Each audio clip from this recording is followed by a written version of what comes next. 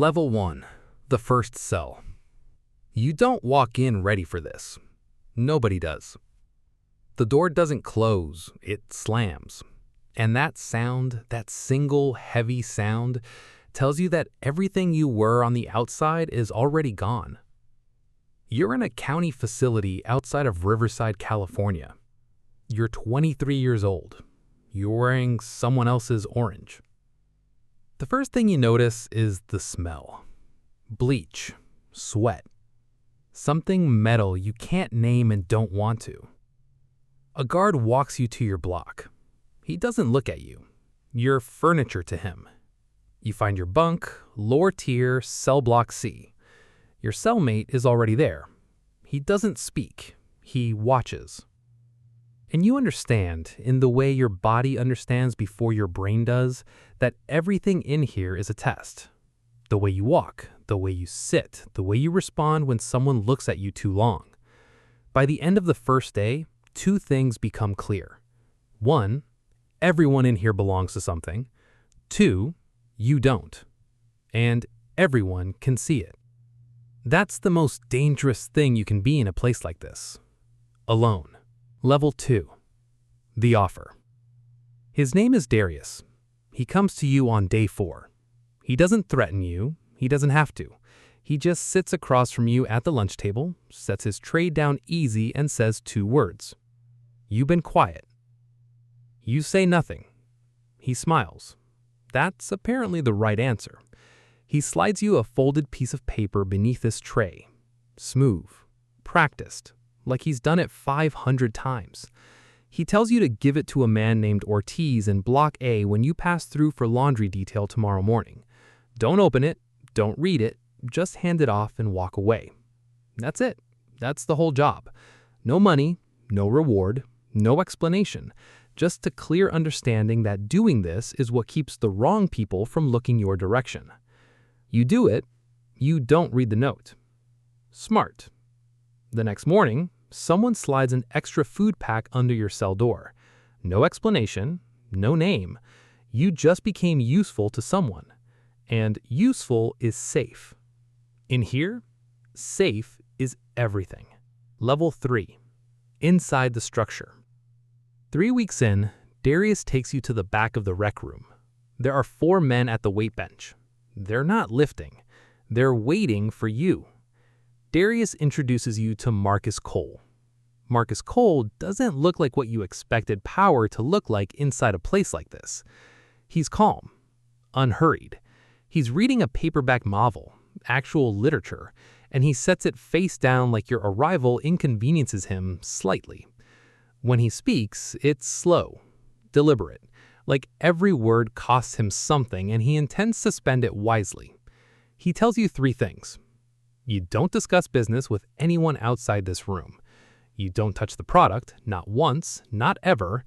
You don't make decisions, you carry them out. Simple rules. You nod. He slides a phone across the bench. A burner, smaller than your thumb, wrapped in electrical tape. He tells you that tomorrow a corrections officer named Reyes is going to approach you during shift change in the East Corridor. He's going to hand you something. You put it in your waistband. You walk to the second stairwell in Block B. You hand it to a man in a blue work shirt who will be mopping the floor. You don't make eye contact. You don't speak. You keep walking. You ask what's in the package. Marcus looks at you for the first time like he's actually seeing you. Doesn't matter, he says. Only matters that you do. You do it. The next morning, nothing happens. No sirens, no questions, no one looks at you differently. It went perfectly. Now, you're not just useful, you're trusted. And in here, trust is the most dangerous upgrade there is. Because once someone trusts you with something real, you become responsible for it. And being responsible for things in this building has a very specific price. Level 4. Moving up. 2 months pass. You are not the same person who walked through that intake door. You know every blind spot in this facility, every camera angle that doesn't cover what it's supposed to cover. You know which guards look away for the right amount of commissary credit, and which ones are ideological, the ones you cannot buy and therefore must avoid. You know who owes who. You know the currency. Cigarettes, phone minutes, protection, pills, favors that get traded like stocks, valued by scarcity and need. Marcus moves you up. You're not running packages anymore. You're managing two runners of your own, both younger than you, both scared in the same way you were on day 5. You remember that feeling. You use it. Not cruelly, just strategically. For the first time, real value starts moving your direction. Not cash in hand, that comes later through the outside chain. Right now, it's equity. Commissary stacked 3 times over. A rep that travels faster than you do.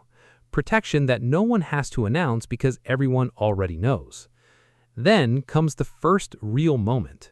One of your runners, a kid named Elias, 20 years old, in for 18 months on a possession charge, skims from a delivery. Small amount, maybe $100 worth of product. Maybe he thought the discrepancy was too minor to notice. Darius brings it to you. Not to Marcus, to you. Because Elias is your runner, which means this is your problem to solve. You look at him across the yard the next morning. He's eating, laughing at something, completely unaware. He looks like someone's kid brother. He is someone's kid brother. You have to handle it. You know what handling means. You do it anyway. That night, alone in your bunk, something closes inside you. Quietly. Definitively. Like a door you didn't know was still open, finally swinging shut. You don't grieve it. That, more than anything, tells you who you're becoming. Level 5. The transfer. Marcus gets transferred to a federal facility in Tucson, Arizona. 3 days notice. No ceremony. The night before he goes, he pulls you aside in the corridor between dinner and count. He tells you that you're not a runner. You're not mid-level. He tells you that when he walks out of this block tomorrow morning, everything he built here becomes yours to maintain. He says it like he's passing you a set of keys. You're 24 years old. You now run operations for 43 men across 2 cell blocks in a California state correctional facility. Let that settle for a second. 43 men who answer to you, who look to you for protection, for product, for direction. 43 men whose problems are now your problems and whose mistakes are now your liability. The money, real money, outside money, starts moving in your direction at scale. $8,000 a month in contraband trade alone, phone operation revenue, protection payments from smaller groups who can't defend themselves, commissary cycling that converts facility credits into untraceable cash in accounts held by family members who know better than to ask questions. You have a lawyer now, a real one, expensive, on a retainer paid through a shell that no investigator will connect to you for years, if ever. You have a contact on the outside, a woman named Priya, early 30s, drives a gray Honda Accord, parks in the lot of the same coffee shop every Tuesday morning and never goes inside. She's the node, the bridge between in here and out there. You have a communication chain that moves information from your cell to the street without a single word being spoken inside this building. From the outside, you look like a quiet inmate with a clean disciplinary record, 2 years from parole, minding your own business. From the inside, you are the infrastructure. You are the reason things work. But here's what nobody prepares you for when you reach this point. You cannot step down. There is no version of this where you hand it off and walk away clean. The moment you took Marcus's keys, you became load-bearing. Pull you out, the whole structure shifts. And structures that shift in places like this don't do it quietly. There is no retirement. There is only forward. Level 6. Paranoia. You start sleeping differently. Not less, just lighter. Like one part of your brain refuses to fully go offline, stays on watch even when the rest of you has shut down. It's been 8 months since Marcus left. The operation is bigger now, more complex, more revenue, more reach, and more exposure. And something is wrong. You can't name it yet, you can only feel it. The way you can feel a change in weather before the sky does anything visible. Small things start not adding up. A delivery arrives 2 days late. No explanation offered. The man who made the run swears everything went normally. His voice is steady, his eyes aren't. A guard named Fernandez, who has waved you through for 6 months straight, now stops and searches you. Every single time. Slow, thorough, like he's looking for something specific, not just following procedure. A meeting scheduled for noon in the yard gets called off an hour before. No reason given. The man who calls it off acts like nothing happened. Someone is talking to someone they shouldn't be. You don't announce this. You don't react. You review. Your inner circle is 5 people. You run each of them through everything you know about them, their history, their debts, their family situations, their pressure points. You look for the thread that doesn't match. You find it in Torres. 11 years in, dependable, never loud, family man, picture of his kids taped to the inside of his locker. Everyone likes Torres. But 3 weeks ago, his sister was facing a DUI charge that should have cost her a suspended license and $3,000 in fines. It got dismissed. No lawyer, no appeal, just gone. You sit with that information for 48 hours. Then you quietly restructure what Torres knows. He still gets assignments, he still gets paid. Everything looks normal. He just stops receiving anything that matters. The leaks slow within a week. You never confront him. You never raise your voice. You never make a move that could be logged or witnessed or used. You simply remove him from the parts of the system that count. Clean, invisible, effective. But here's what that process costs you. You ran that same analysis on every person in your circle, every single one. And part of you, the efficient, operational part, is still running it. On everyone. All the time. You trust no one completely anymore, including, on the worst nights, yourself. Level 7.